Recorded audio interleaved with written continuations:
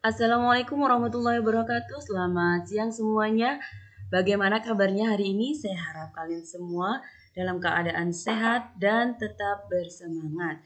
Baiklah, hari ini kita akan membahas materi analisis kebahasaan teks biografi.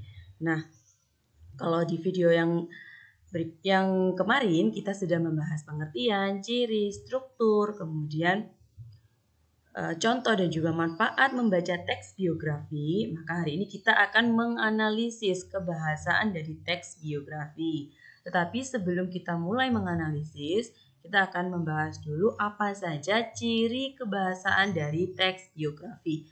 Langsung saja kita cek ya, ada apa saja. Yang pertama,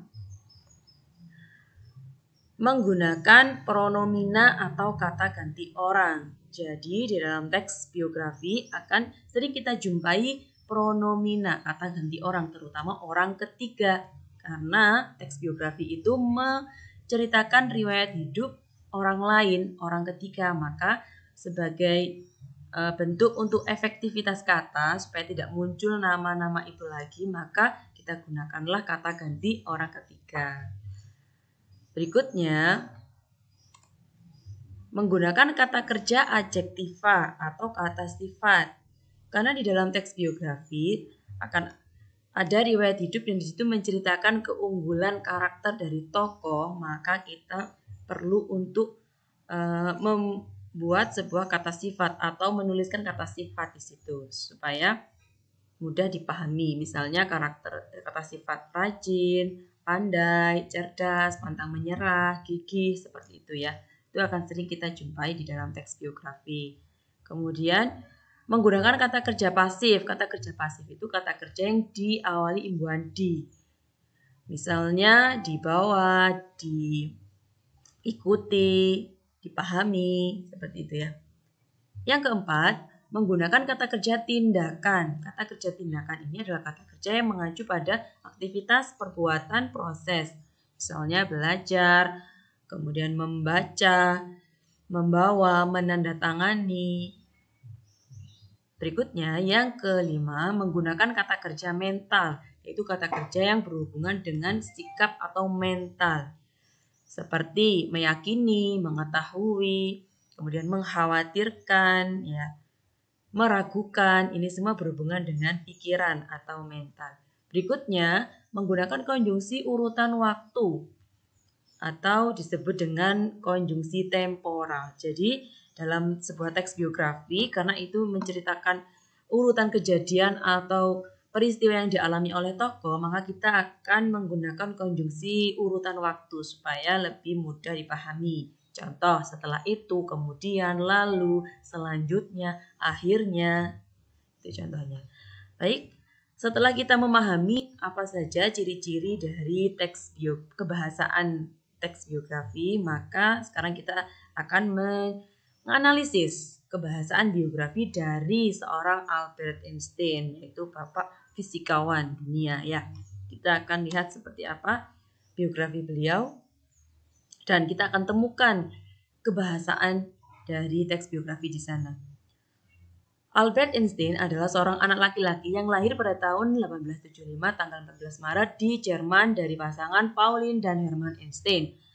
Ia adalah seorang fisikawan yang biasa dijuluki sebagai Bapak Fisika Modern.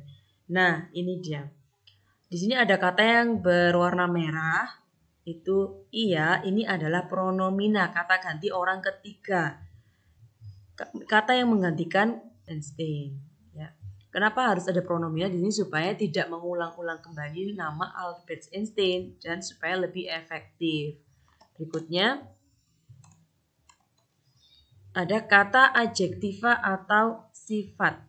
Nah, kata sifat atau adjektiva kita akan temukan di sini. Masa kecil Albert Einstein sering dianggap anak autisme dan memiliki keterbelakangan. Hal ini dikarenakan kemampuan berbicaranya yang amat lamban. Ia pun cenderung sangat diam, terlebih beliau suka sekali menyendiri. Jadi beliau ini nggak suka berkerumun atau berkumpul dengan teman-temannya, suka menyendiri, sangat pendiam gitu ya. Nah, di sini kita temukan karakter yang diungkapkan dalam kata sifat. Ini pertama ada yang berwarna merah, sangat pendiam. Pendiam ini kata sifatnya.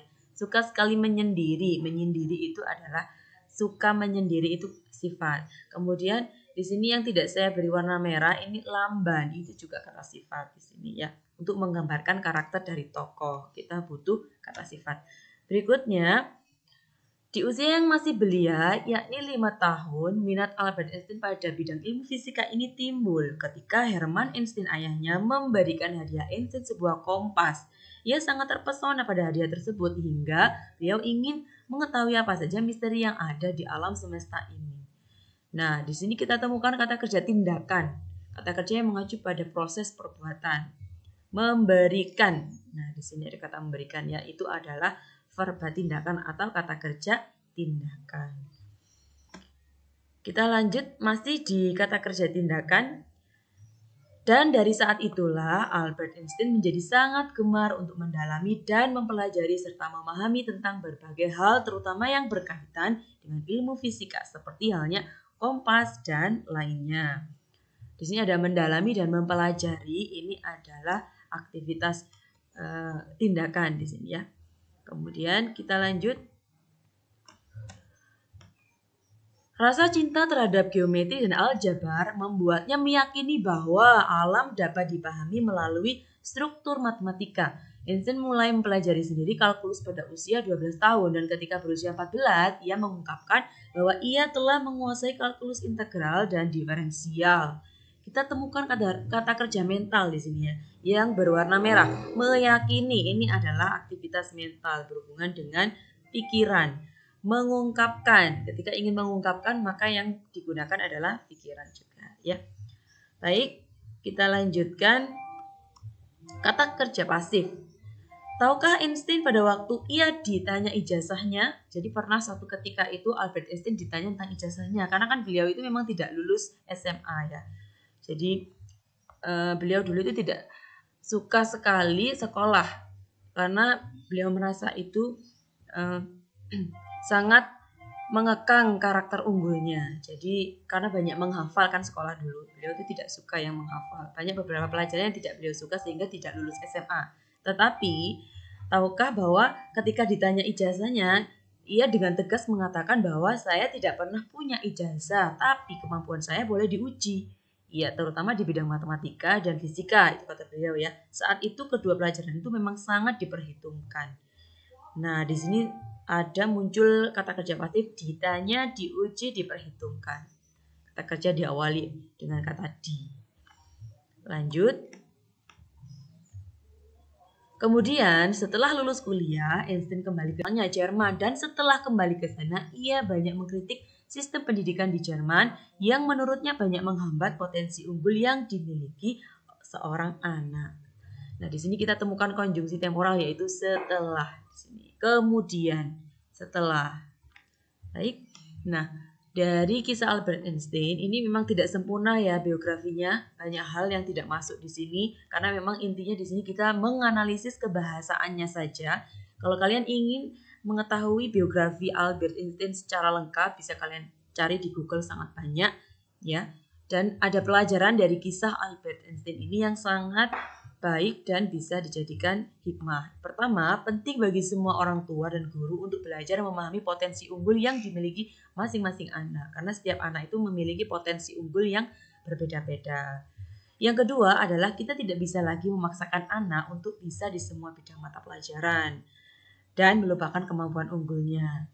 Walaupun di sekolah itu banyak sekali mata pelajaran yang diajarkan, tidak semua anak itu kemudian unggul di semua mata pelajaran. Pasti ada hanya satu saja dari mereka atau satu mapel saja yang dikuasai dan itu tidak masalah. Tidak kemudian menjadi masalah ketika tidak bisa semua gitu ya. Dan yang ketiga adalah anak yang gagal di ujian bukan berarti dia gagal di kehidupan karena bisa jadi justru soal-soal ujiannya lah yang keliru untuk menilai potensi unggul anak-anak seperti itu ya. Baik, demikian video pembelajaran hari ini. Mudah-mudahan kalian bisa memahami pelajaran dengan baik dan video ini bermanfaat. Terima kasih, saya akhiri. Assalamualaikum warahmatullahi wabarakatuh.